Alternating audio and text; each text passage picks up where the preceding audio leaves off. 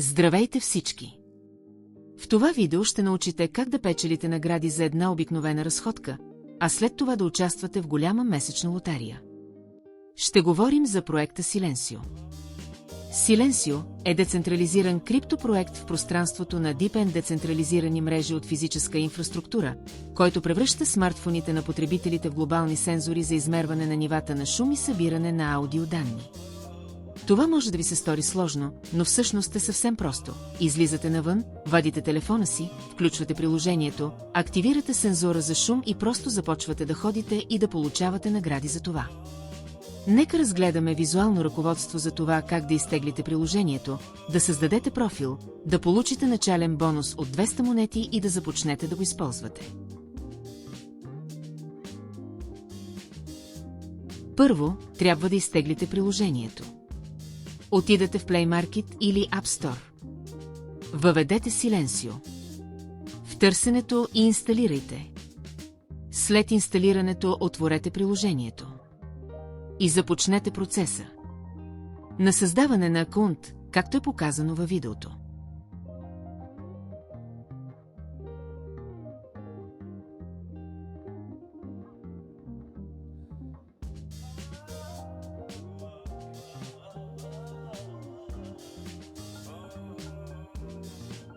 Порано във видеото споменахме, че можете да получите бонус от 200 монети.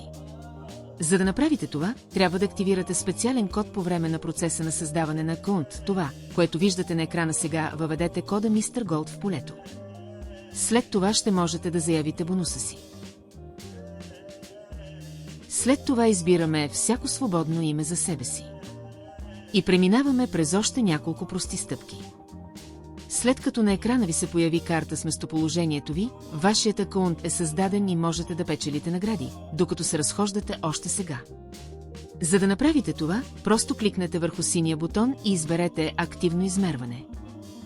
След това сложете смартфона си в чантата, така че нищо да не покрива микрофона за запис на шум и просто се насладате на разходката си. Наградите, които получавате в това приложение, ще ви позволят да участвате в месечната лотария и да генерирате лотарийни билети. Това е всичко за това видео. Благодаря за гледането, чао на всички!